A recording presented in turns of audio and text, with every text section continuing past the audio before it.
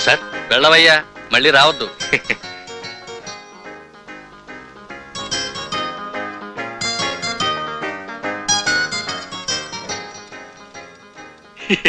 ఇలా చూడు, నేను బాగున్నప్పుడు కుట్టించిన ప్యాంట్ అయ్యా ఇది.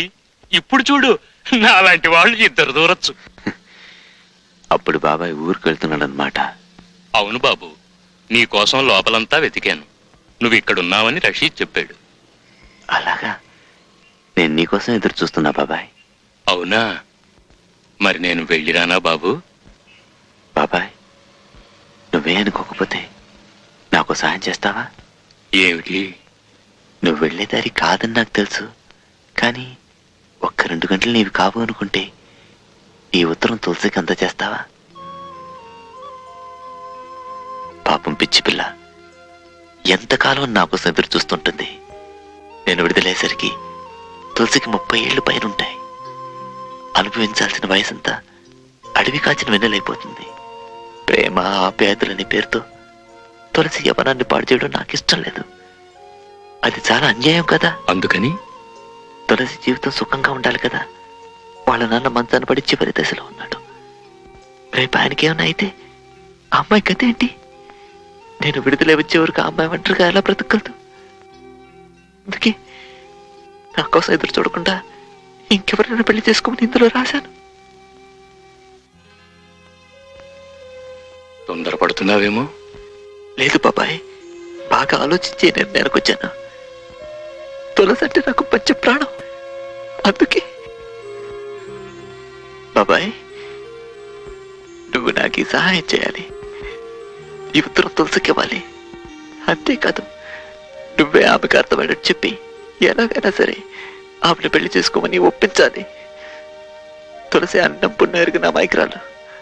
ఆమె దీనికి ఒప్పుకోదు. తులసి నీ సొంత కూతురు అనుకో బాబాయ్. నువ్వు తప్ప నాకు ఇంకెవరున్నారు బాబాయ్?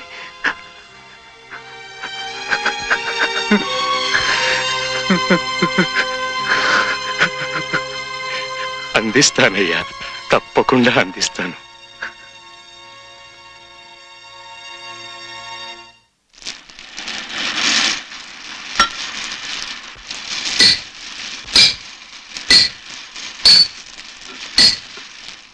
నీకు ఉత్తరం వచ్చింది.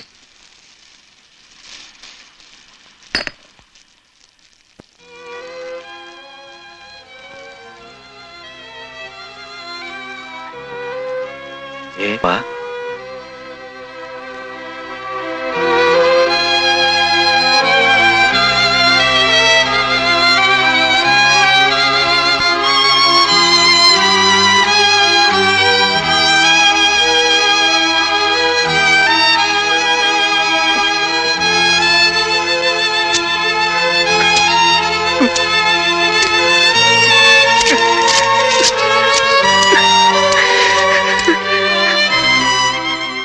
ఆ ఉత్తరం మీరు చదివి ఉండొచ్చు కదా.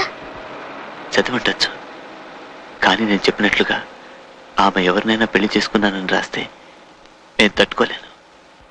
లేక పెళ్లి చేసుకోకుండా నా కోసమే ఎదురు చూస్తున్నానని రాసినా అది భరించలేను. తులసిని తలుచుకుంటేనే చాలు అన్నిటినీ తెంచేసుకుని అప్పటికప్పుడే ఆ ముందు వాలిపోదామా అనిపిస్తుంది. ఇంత తపన మనసులో పెట్టుకుని 10 ఏళ్ళు ఎలా ఉండగలిగారు? ఎలాగో నాకే తెలీదు. సంవత్సరాలు గడిచిపోయాయి. ఎవరికీ తెలియకుండా ఒంటరిగా కూర్చుని ఏడుస్తూ గడిపిన రాత్రులు. నాలో నేను అనుభవించిన ఆవేదన ప్రతి క్షణం నా గుండెల్లో ఒకే పేరు, తులసి. నా తులసి.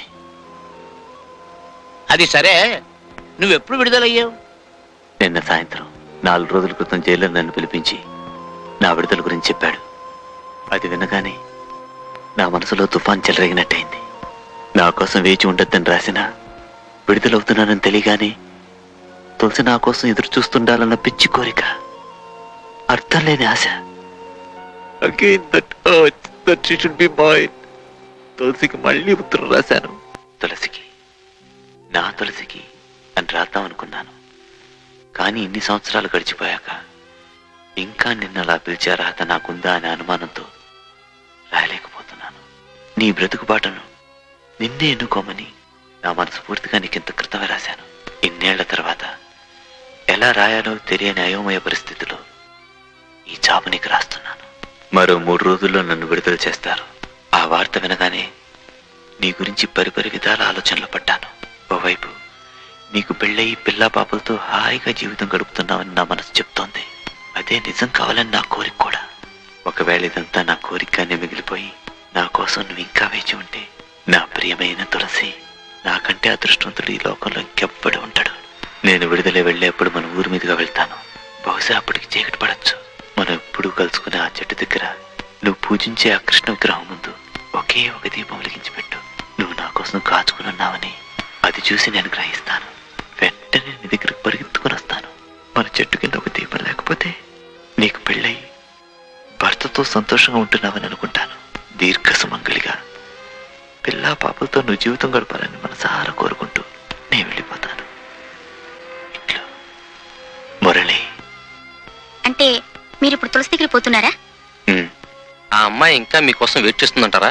తెలీదు. రోడ్డుకి ఏ వైపున ఆ చెట్టు? ఆ వైపునే అయి ఉండాలి. అందుకే అక్కడ కూర్చుంటానన్నారు.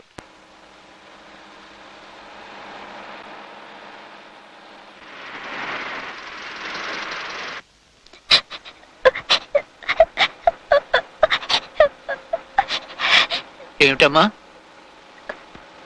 తులసక్క అక్కడ ఉండాలి అని ప్రార్థిస్తున్నావా? అవును.